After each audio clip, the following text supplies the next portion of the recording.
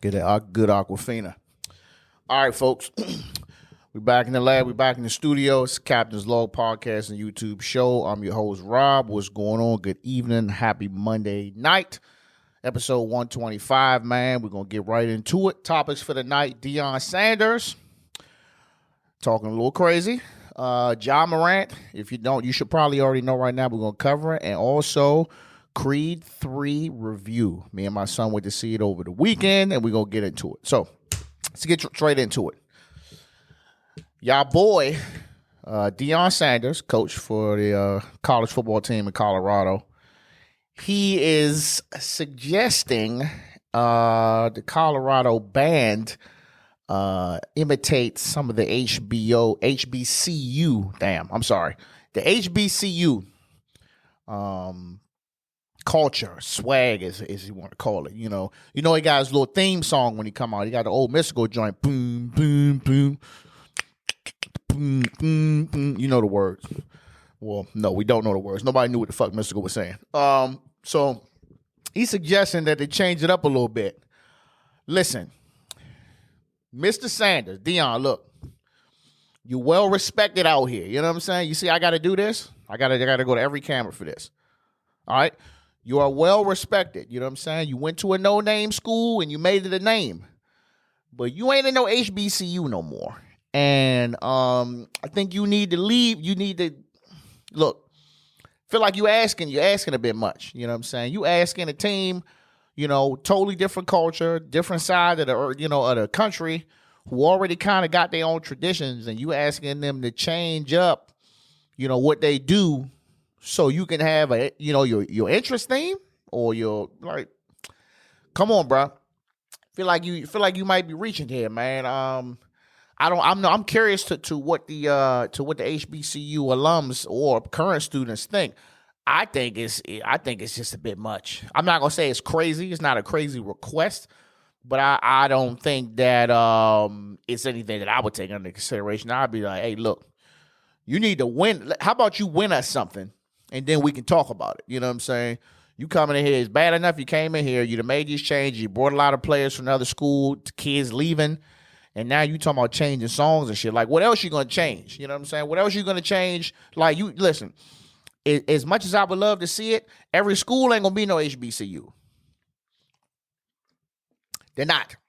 Every school not gonna be a HBCU, and you're not gonna get your way wherever you go. I don't know how long you plan on being in Colorado, or you gonna try to go to another school that's predominantly white or not a HBCU and try to get them to change too. If that's the type of time you want.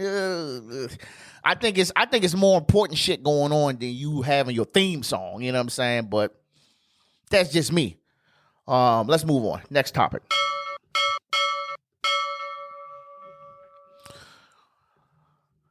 Morant. Oh boy. What's up with y'all athletes, man? I'm curious. Like, bro, y'all are professionals. Like, I'm going to be saying that a lot in this segment because I had to reiterate, like, y'all are professional. You're a professional. I ain't say you're a professional athlete. You are a professional. Morant out here, Instagram Live in the club, flashing pistols. It was quick, but it's the internet, bro, so it don't matter. Like, you got to think, like, when you do these things on live, this is why I'm really not a fan of live. I do it, for the promotion purposes. I'm not a fan of live. Because with lives, man, you can't edit it. There's no playback and erase that. What you do on your live is on your live. And you got people out here that will literally, John Morant on the live. And they will screen record your whole shit, bro. Like, believe it or not, there's a weirdo on here that will screen record every time you go on live. You know what I'm saying? And you do some stupid shit or you say something controversial or your location looking a little crazy. And next thing you know, you on the news, you on TMZ, you on ESPN, you on Bleacher Report, you on everything saying, look, Ja did this and Ja did that. And now you're putting yourself in a position where you could possibly lose everything, bro. Like a gun. Like this is a gun, bro, that you holding up like this in the video. Why would you do that, bro? Like, listen, I can respect that you owned up to it. But still, bro, like, what was you thinking at the time? Who was you with? Like, where your man's at? You know what I'm saying? That let that shit happen. It's bad enough you already, you know what I'm saying? People are you being labeled as a thug. You know what I'm saying? No, you're not a thug, bro. You from South Carolina. You was raised in a 2-parent household. Like, you're not a thug, bro. Like, you're a professional. Whatever your life was before you got to the NBA, you are a professional, bro. Like, you gotta keep. If this is friend influence, this is why you got to keep good people around you. This is why, as you progress in your life, as you become more successful, your circle it becomes tighter and it becomes smaller. The niggas from around the way, they gonna be around the way. You know what I'm saying? You're a professional. This is just me speaking. I don't know all the details. I know what y'all know. You know what I'm saying? But you know, you get drafted by the Grizzlies in 2019. You know what I'm saying? You get the check. You know what I'm saying? You get paid. You know what I'm saying? Now you got your Nike endorsement, you got your Powerade endorsement. Bro, you can lose all of that shit. You know what I'm saying? They say, you know, you was only getting a 2-game suspension. Now you're indefinitely suspended. Bro, like, you could at the least be out for the rest of the season. You could at the most be out of a fucking job and out of endorsements. I'm curious to what the NBA is going to do because they can't be lenient on this. You know what I'm saying? Gilbert Arenas got the goddamn boot for this shit. So, I mean, you know, and of course, I think the reactions around the world are about the same. It's just like, man, just be smart, man. I'm saying don't be a fucking dumbass. That's the same thing, but that's just my version. Don't be a dumbass, man. Like, if you know that you're the type of person where, you know what I'm saying, you like to get wild and crazy, outlandish outside of your job, then you need to keep somebody around you who can keep your ass in check. Take a couple of them $1 million and you pay somebody to keep you from doing shit. Get you a Ray Donovan or something. You know what I'm saying? Get you a Ray Donovan who come clean shit up when you make a mess. But you can't do that, bro. Like, you're a young athlete, man. You one of the faces of the NBA, the future NBA. And you might not have no fucking job, bro.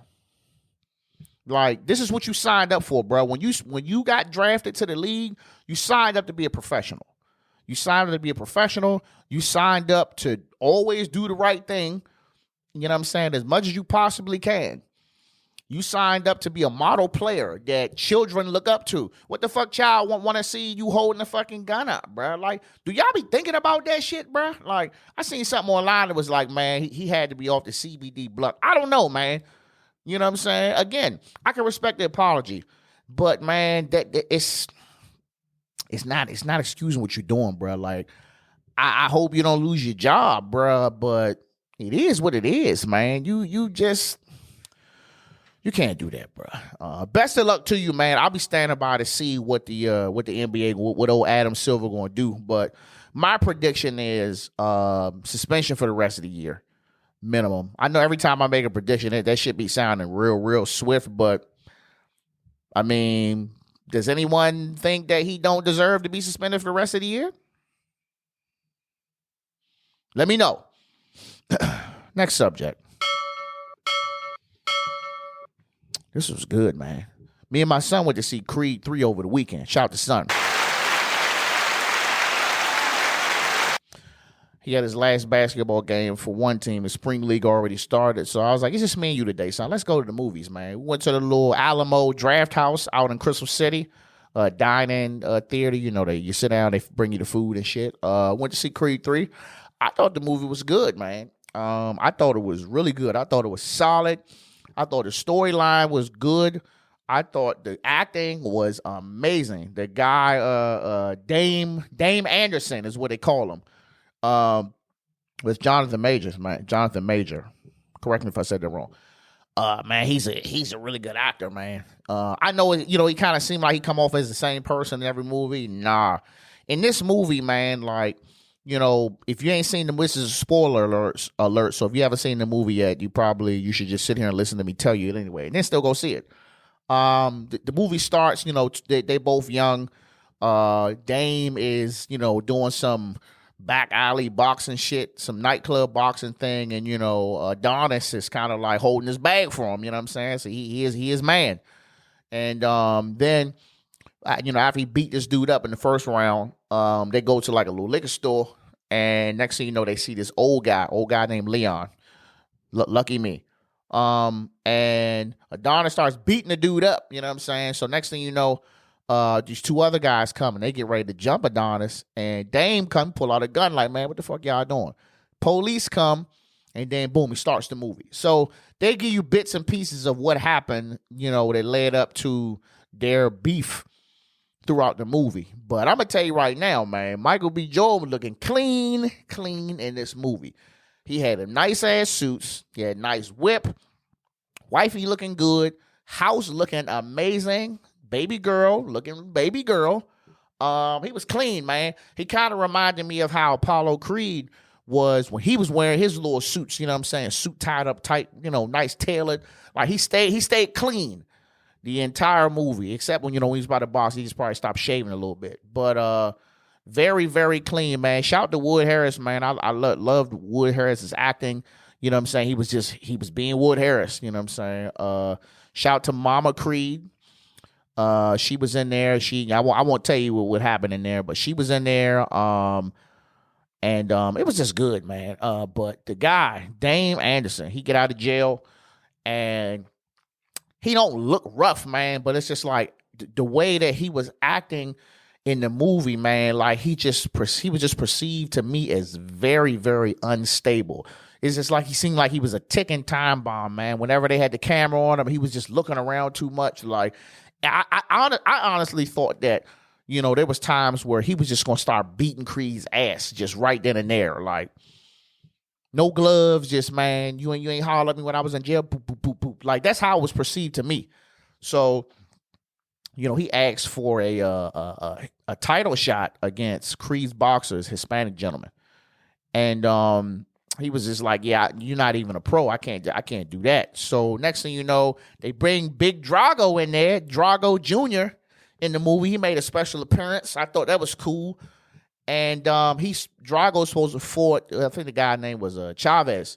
They supposed to fought, but then all of a sudden the fight broke out, and then Drago's like hand is like broke, his wrist is broke. Come to find out that the whole shit was a setup. The guy Dame Anderson set it up.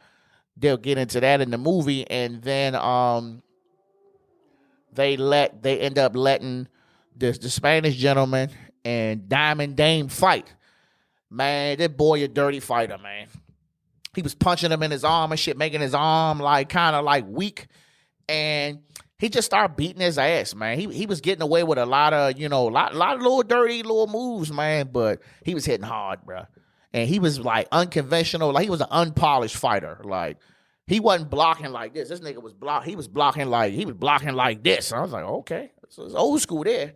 You'd have thought he was on some Irish shit like this, you know what I'm saying? But he beat old boy ass, and then he become the champ, you know what I'm saying? Then come to find out, Mama Creed was hiding the shit from him, knew he was writing letters, and never gave them to him because she thought he was a bad influence. He finds out, he see the picture of the guy who got arrested for fucking Drago's hand up was in jail with him. So he pull up on me on the beach, and he like, bro, you set me up, you know what I'm saying? I gave you a chance, I put money on you. Man, that Bama Diamond Dave was like, bang! Punched Creed in the face, hit him in his eye. The boy eye was bleeding. I said, damn, how makeup get that shit to look real like that? Then it was like, yeah, go ahead and run. That's all you know how to do. Then they go back to the story of when they was about to get locked up. He ran. And he left this man. He ran. So that's what he said. So then, you know what I'm saying? Like, the whole movie, and I feel this too, man. Like, Creed had something going on. He never told his wife about it. And, you know, she was always asking him, hey, what's going on? What's going on? And she didn't really want to tell him. He didn't want to talk about it. And I get that because, I mean, there's some things us as men we go through when we don't really want to talk about it. Or that just might be a fellas conversation. We don't want to talk about it with our spouses. That's just how some of us are. Sorry. But, you know, once it come out, you know what I'm saying? Now it's like an open wound, man. He feel bad. He feel guilty. You know what I'm saying? Even though he didn't know, he feels guilty. Like, man, I didn't mean that I would have came and checked you out. So then they announced they gonna fight. And you know how the Rocky Creed series go. They start off, they looking like some shit. They looking old. This dude's supposed to be older than him. And, as time goes by, he start picking it up. Actually had a real kind of a tear-jerking moment, man, when what do you call it? Drago was whooping Creed's ass. Then they was just sparring, but he was beating his ass. And he was like, man, maybe we should take a break. And he's like, you don't want to take no break. So Drago turned around, boom, knocked him on his ass. And then, he's sitting on the ground, and the memories start running, and he started tearing up. I was like, oh, shit. I was like, ho, bro, ho. I'm like, what's going on here? Who cutting onions? You know what I'm saying? Then at that moment, that's when he turned it up a notch. You know what I'm saying? He really got the business. You know what I'm saying? He pulling fucking airplanes. He sprinting. He knocking Drago ass out. You know what I'm saying? Like, it was really good. Then you get to the fight scene. I thought the last fight scene was a little quick, though. Like, they said it was 12 rounds. That shit felt like 3 rounds. And he was fighting dirty, too. But he also thought that he was just going to get in there and punish him, though. Dame thought he was just going to punish Adonis. He was like, oh, you thought it was going to be easy? So they get the boom, boom, boom, get the going. All of a sudden, you know what I'm saying, he get to see his little vision.